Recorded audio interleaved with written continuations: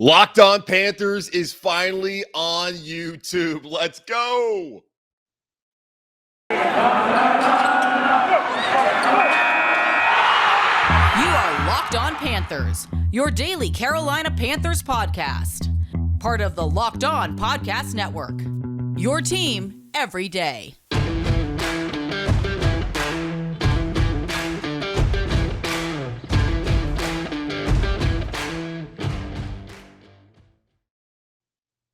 Yo, let's get to it. It's a new era here for Locked On Panthers. I'm your host, as always, Julian Council. You see the name right down there. You see it here. We're on YouTube now.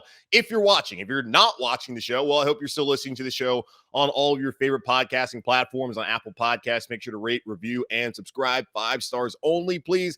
Also, check us out on Spotify and all the other places where you listen to this show and all of your favorite shows across the Locked On Podcast Network. Make sure to follow me, Julian Council, which is also right down there on the screen. On Twitter, at Julian Council, because every single Friday I answer your weekly Friday mailbag questions. So get those questions into me now so I can answer them on Friday. You can either at me, at Julian Council, or DM me at Julian Council. But again, make sure to first click the follow button at Julian Council. It's been a while. I was supposed to do this probably back when the season was going on. But I kind of dragged my feet on the whole YouTube thing.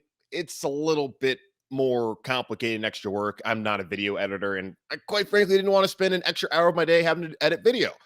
Might not be that bad, but still, you, the listener, deserves more from me, and the podcast deserves to grow. So here I am on Locked On Panthers on YouTube. So again, please make sure to go to the YouTube page, subscribe, tell everyone you know so they can find the show, and so we can continue to grow the audience here in this vital offseason for the Carolina Panthers. And speaking of the vital offseason here for the Carolina Panthers, Jeff Darlington of ESPN.com, and I guess just ESPN's NFL coverage. He's an NFL insider, and he was on NFL Live either Friday or earlier this week. You guys saw the rounds. Panthers Twitter is always trying to find some videos to go out there and talk about the state of this organization, especially this offseason as they look to turn around the offense and trying to plug in whatever holes that remain on the defense for Matt Rule heading to year 3. But Jeff Darlington, they kind of look the same. Jeff Darlington was discussing how the Carolina Panthers offense and just the location and the attractiveness of free agents to Carolina is not necessarily there, talking about how they don't have an identity. And that's something that we've heard before. Throughout the season, the Carolina Panthers were trying to figure out what their identity on offense was. And you could say after 18 weeks, we still don't really know. It seemed like when they started the season off, when they traded for Sam Darnold, that they wanted to expand the vertical passing game. We saw that week 1 with the 57-yard touchdown pass to Robby Anderson. And after that, we didn't really see much else from the Carolina Panthers when it came to a passing game, as Sam Darnold struggled once he lost Christian McCaffrey. And even when Cam Newton came in, you might have saw it with DJ Moore in the Miami game. But outside of that, there was no vertical passing threat. Then Matt Rule talks about how he wants to get to 56 passing completions and rushing attempts per game. And old Bill Parcells' axiom of trying to hit that number, which now in the NFL, if you look around it, in the league, Patrick Mahomes, they're not trying to get 56 passing completions and run attempts a game. You look at Justin Herbert in San Diego or Los Angeles Chargers. That's not how teams operate in the NFL. So the Carolina Panthers want to be a run-first team, or they want to pass first like most of the league, and how the game's gone on recently. I don't know. We still don't know heading into year 3 of Matt Rule what the identity of the offense is. Now he has an offense coordinator in Ben McAdoo, formerly the head coach of the New York Giants and OC of the Giants before, things fell apart and he was kind of out of the league. Was with Jacksonville a couple years ago as a quarterback coach. He's now here in Carolina.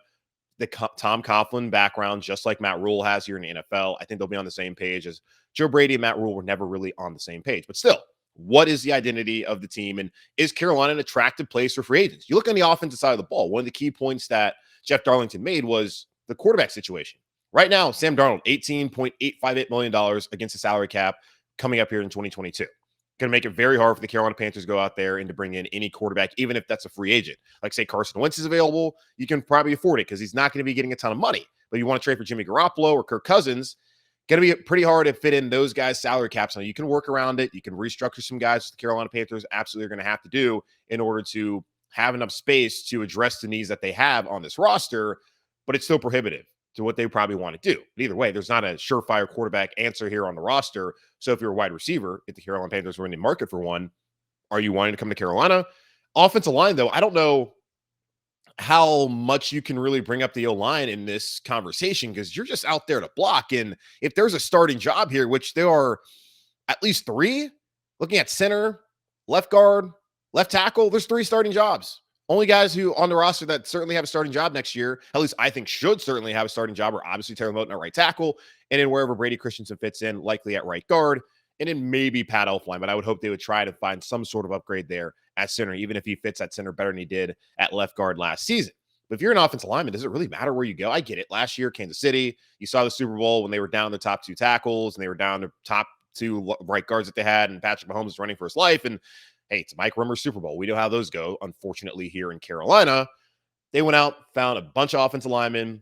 Joe Tooney went there. They traded for Orlando Brown Jr. They drafted Trey Smith out of Tennessee. They fixed the whole unit. Okay, good for Kansas City. They did it. Cincinnati, we talked about them last week once the Super Bowl was over, and we saw why they lost Super Bowl, because they couldn't block the Rams. And they couldn't really block anybody all season long. It's a miracle that Joe Burrow survived this season, and he has another knee injury. Now, it's not one that apparently needs surgery, but it's still going to be something that he's got to go in the offseason having to deal with, and he's awesome. And I like watching Joe Burrow, and I don't want him to get hurt. And the Bengals are going to go after offensive linemen. So you look at Cincinnati, you think, okay, well, they're just in the Super Bowl. If you're an offensive lineman, you probably want to go to Cincinnati. But also, this comes down to money. This isn't like the NBA where everything's guaranteed and you only have a short lifespan here in the NFL. Like, you got to get your bag when you get your bag. And the Carolina Panthers are throwing a bag at you. Why not come? So I don't know. If I look at the offensive line thinking, oh, it's going to be hard for free agents to want to come here. Look at on the defensive side of the ball. That is a young, talented defense. You got Brian Burns on the roster here, which Hassan Reddick, hey, free agent, going to probably want to come back and play with his guy who just bought him a golf cart. So you got Brian Burns here, you got Jeremy Chin, you got J.C. Horn, Shaq Thompson. There's a lot of young talent. Etor Gross-Matos, Derek Brown, a lot of young talent on this defense. And you looked at how fast and physical they played last year.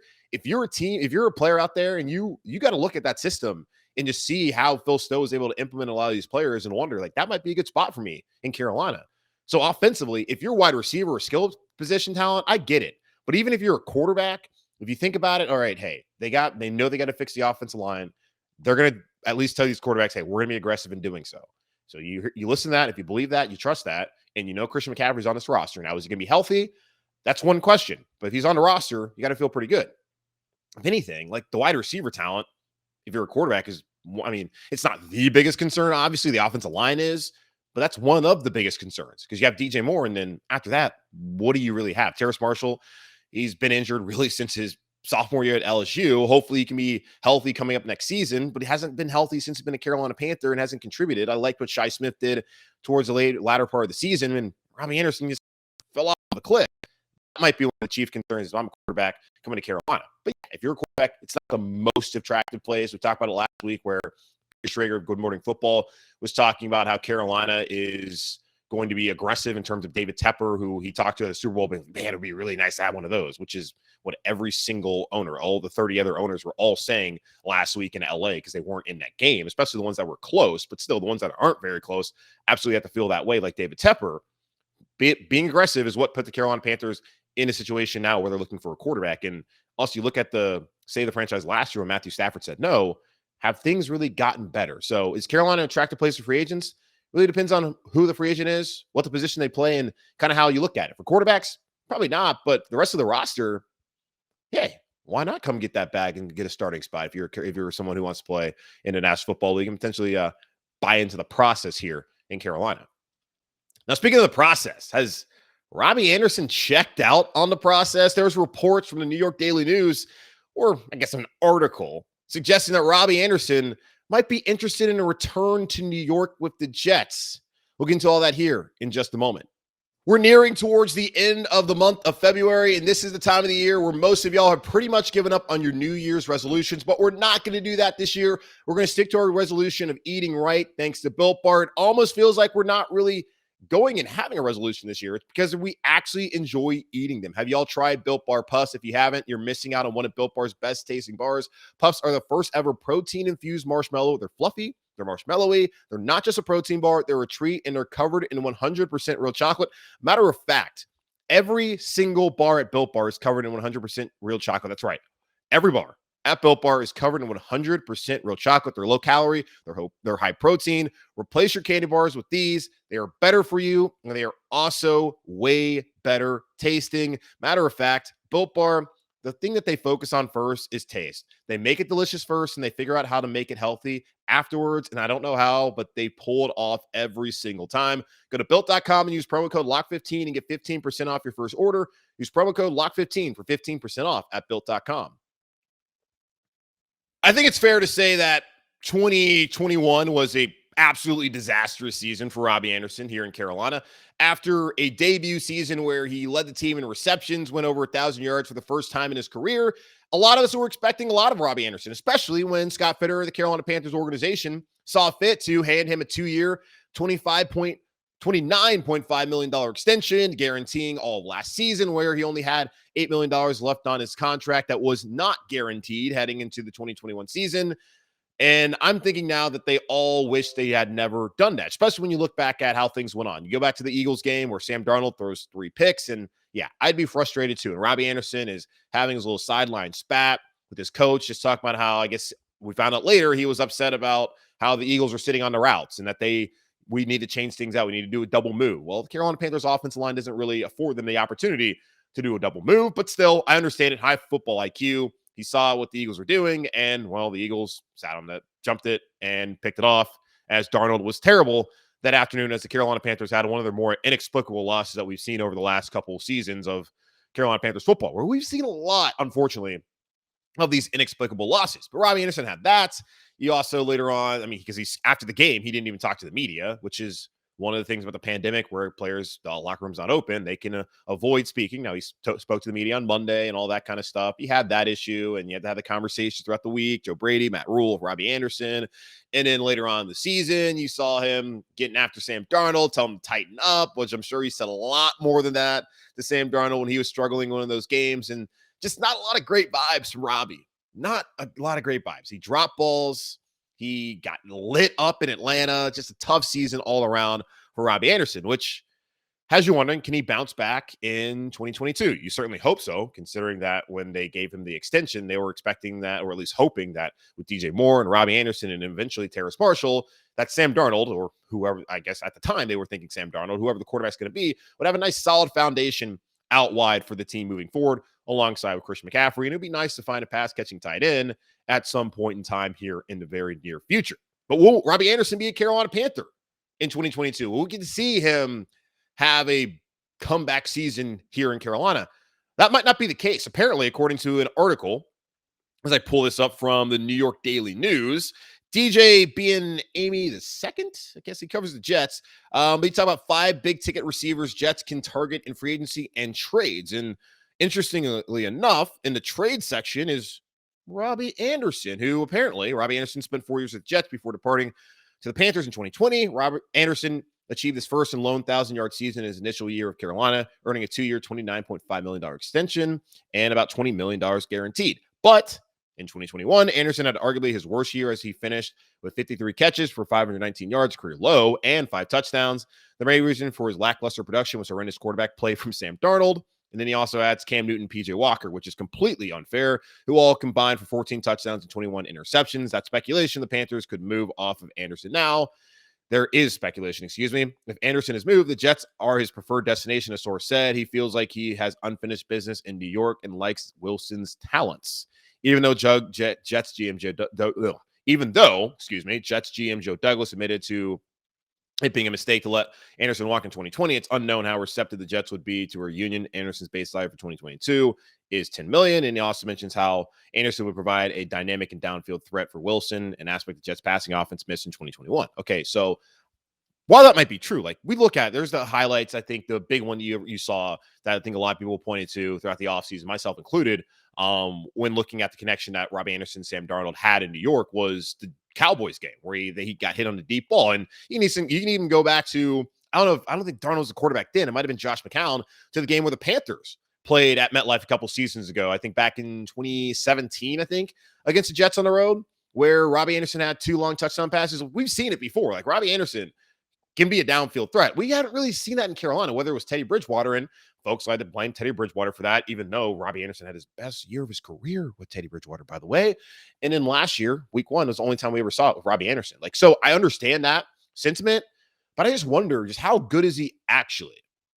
Like, how good is Robby Anderson really of an NFL wide? He's not a number one. We already know that. He's a number two, I guess, but he might be more suited as a number three. And in New York, it's weird to me. So he feels like he has unfinished business. I don't know what the reports were and what the conversation was in New York when he wasn't re-signed, because it didn't really make a lot of sense. If you got Sam Darnold there and it's his third year, why you wouldn't try and put something around, like, why would you get rid of one of his best wide receivers, Robby Anderson? Why would you not re-sign him if you're Joe Douglas? Because the Jets didn't really do anything. They left him with Jamison Crowder, and that was basically it. And then with Zach Wilson, I mean, they signed Corey Davis, former number 5 overall pick, who didn't really have the greatest career in Tennessee. He was better the last couple of seasons, but he's not certainly the number 5 overall pick level of a player as we've seen throughout his career in the NFL. And he had an okay season, but the Jets still don't really have a ton of options. And if Robby Anderson's is concerned about quarterback play, again, his best season was Teddy Bridgewater. Why would you leave Carolina? Because obviously he's not a fan of Sam Darnold. Let's just keep it a buck here, man. Like, some of water there. Clearly they don't have a great relationship, because not only was it just him losing his mind with the Eagles situation and yelling at Sam Darnold. Think about when Cam Newton came here and the Arizona game, and Cam's got Robby up there on the podium like his little brother, and they're just hanging out, having a good time. And Robby's out there endorsing Cam, saying like, hey, I think he deserves another opportunity. Didn't get a fair shake at it, which is true. Came in middle of the season, was asked to come out here and to basically save the season, and didn't know the playbook, and looked great coming out in Arizona. His first 2 touchdowns, and was awesome against Washington. And after that, had a tough time. And is Cam past his prime? Obviously. But like, is he capable of being a starting NFL? I don't know. And it didn't really point to there being many signs that he is, just based off of what we saw. But also, hell, he didn't have a full offseason program with the Panthers, didn't have a full understanding of the playbook. And then with 5 weeks left in the season, they got rid of the OC. So I don't know. But if I'm Robby Anderson, if you're Robby Anderson, we're trying to get in his mind right now. Does it make a lot of sense to bounce from here, this quarterback situation, go to work of Zach Wilson? Like, Zach Wilson was by far the worst quarterback that the Jets played last year. Like, seriously. You had Mike White, who, after he had the comeback win against the Bengals, that everyone was saying, hey, he should be the starter now in New York. And the Jets finally found a quarterback. And they got so hyped up for that Thursday night football game. I think it was in Houston. He gets hurt like the first possession because, of course, it's the Jets. That's what happens. And then I think they had like Josh Johnson played at some point for them, and he was better. And Joe Flacco wasn't there last year, was he? But either way, whoever, they had like 4 quarterbacks who started. And Zach Wilson by far was the worst one. Now he's a rookie, and we'll see how he develops. Certainly losing their quarterback coach prior to the season did not help matters. But if you're right, it's just weird to me that Robby Anderson is like apparently his preferred destination is. And the Panthers have been linked to trading Robby Anderson before. There was the rumor last April or whenever it was leading up to the draft, they were thinking about trading Robby Anderson. And if they could trade Robby Anderson, I'd be so happy about that. Honestly, like, I'm kind of over it. The dude called out the fan base last year when he's not catching footballs, and he hasn't done anything here in Carolina. You had one good season, buddy, and then you had a really bad season in 2021.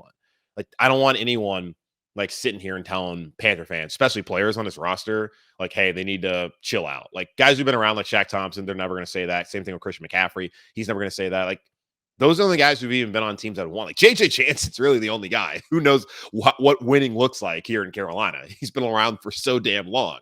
No one on this roster outside of that has done anything here, or really in the league, to sit here and tell fans like, hey, you guys need to chill out. You're not really with us. Like, Robby Anderson, this sounds like you're not really with us, buddy, since you might be interested in going back to New York with the Jets. Good luck with that. Might also be some other changes here in Carolina, as Dan Morgan has interviewed for the Pittsburgh Steelers GM job. How concerned should we be about that? We'll get into that here in just a moment. Football might be over for the season, but basketball is in full steam for both pro and college hoops. From all the latest odds, totals, player performance props to where the next fired coach is going to land, BetOnline.net is the #1 spot for all your sports betting needs. BetOnline remains the best spot for all your sports scores, podcasts, and news this season. And it's not just basketball, folks. BetOnline.net is your source for hockey, boxing, and UFC odds, right to the Olympic coverage and information. So head to the website today or use your mobile device to learn more about the trends and actions. BetOnline, where the game starts. For listeners who served in or worked for the United States Marine Corps or have family or friends who might have, I wanted to notify you about an available resource. From 1953 to 1987, personnel assigned to Marine Corps base Camp Lejeune were potentially exposed to contaminated drinking water. The Marine Corps has since partnered with health agencies to conduct scientific studies to assess impacts from these potential exposures, and they are working to keep those Marines, their families, and civilian employees informed of updates and resources available to them.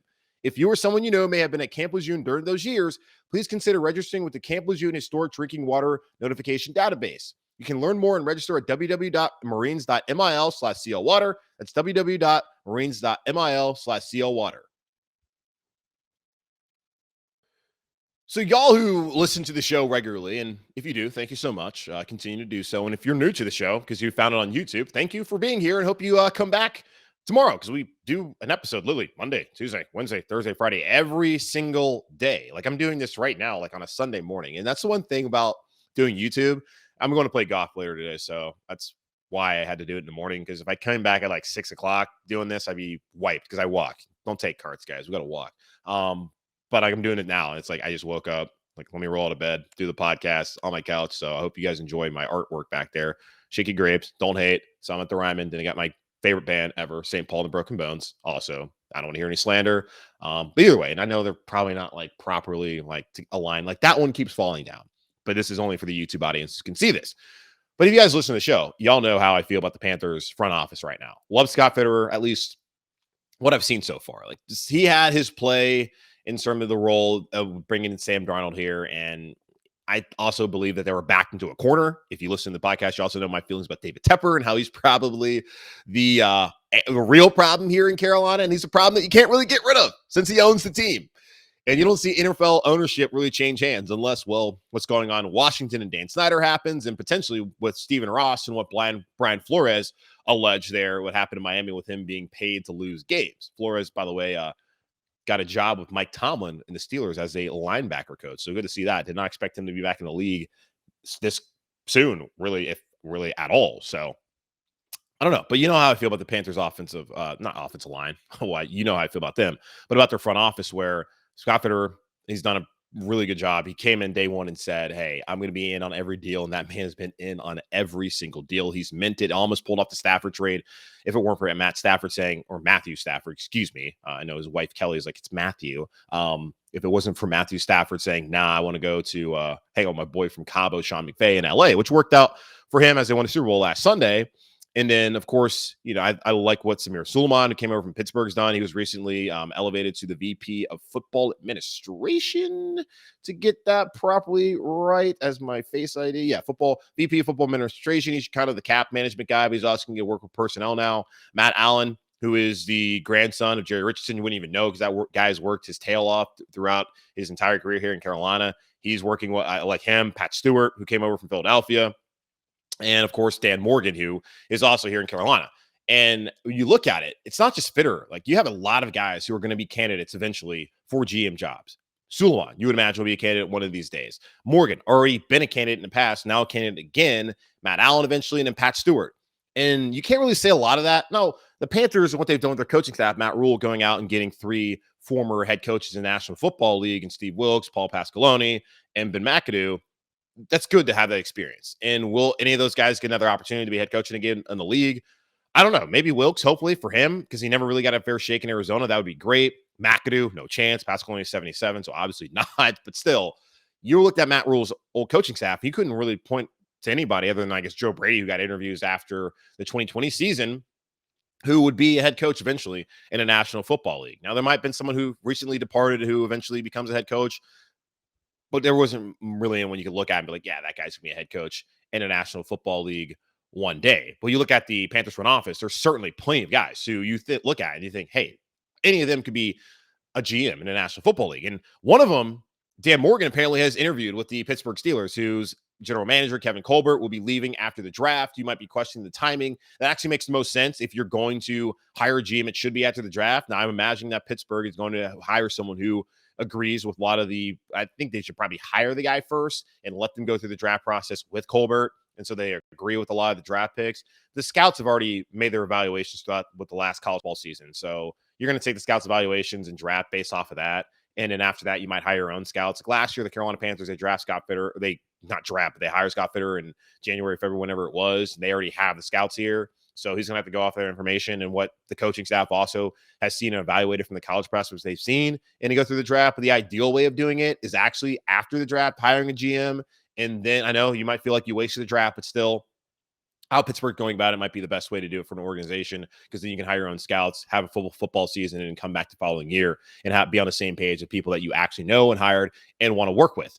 But even still, Dan Morgan apparently interviewed for the job. And I know there's been some current concern out there. People are like, are we already going to lose Dan Morgan? I don't know. A lot of folks have already interviewed for the Pittsburgh Steelers GM job. And this is going to be one of the most coveted GM jobs out there, considering the fact that, well, it's the Pittsburgh Steelers and you have a head coach, Mike Tomlin, who's never had a losing season. Not ever.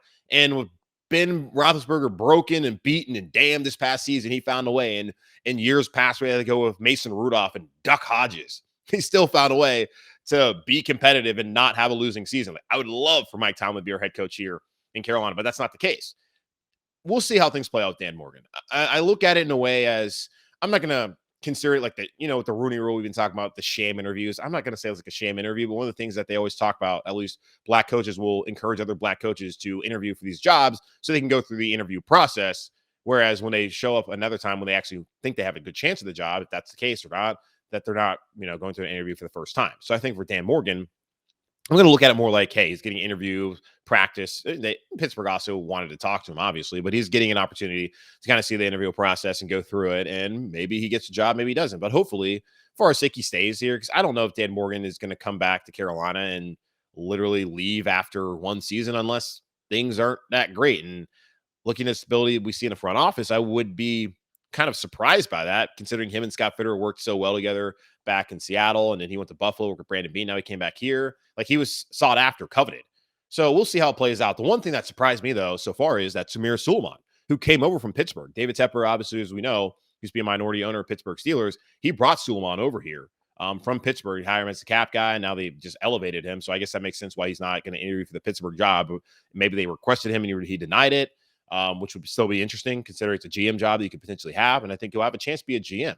As there's an article I brought up by Kevin Clark of The Ringer a couple weeks ago about just how actually GMs that have the most success in the NFL are the ones who come from the cap and salary management side of things, more so than the guys that come over from the other side of the coin, who are scouts like Scott Fitter. So we'll see how things play out, obviously, in Carolina. Suleiman has yet to be interviewed in Pittsburgh, and maybe he won't be interviewed at all. So if anything, I thought he would be the one who would get the interview in Pittsburgh. But to be concerned about Dan Morgan leaving here in Carolina so soon, I don't think we should be there. I think this general management or this front office has a really good opportunity here this offseason to fix things and hopefully put Matt Rule and his coaching staff that's been revamped in position to have success here in year 3. But if they don't, as my t-shirt says, keep pounding beers. Shout out to Brewers at Yancey, by the way. All right, that's going to wrap it up here for this edition of the Locked On Panthers podcast, hosted by yours truly, Julian Council. If you're watching, you already kind of knew that. My name's been sitting there the whole time on the screen. Again, guys, we're on YouTube now, so if you did not watch the show on YouTube, make sure to go ahead, subscribe to YouTube so you can check out every single episode of the show. And also, we'll have some Lockdown Now clips and other things throughout the season and throughout the portion of the offseason where you get to check that out on YouTube as well. So you saw those sitting there. They had to put them up there. It made me look like an idiot that they had these things that were from like 5 months ago on a YouTube page. Don't worry. Those are getting deleted. I'm going to get rid of those. Lockdown's not going to make me look like a moron anymore. But go ahead and subscribe to the show over on Locked On Panthers on YouTube. Again, there's Locked On Florida Panthers, the red one. We're the blue one, so please click on the blue one if you want to watch the Florida Panthers one. Sure. If you're a Checkers fan here in Charlotte, that's actually the NHL team for the Checkers. So I guess you could be a Panthers fan. It makes more sense than the Hurricanes, who abandoned us, but we're not going to talk about that in Tom Dundon. Either way, make sure to follow me on Twitter at Julian Council, where every single Friday I answer your weekly Friday mailbag questions here on the show, either at me at Julian Council, it's right there here on the screen, or DM me again at Julian Council right here on the screen. In the meantime, take care, be safe, and I will see you. I guess you'll see me. But either way, I'll talk to y'all on Tuesday.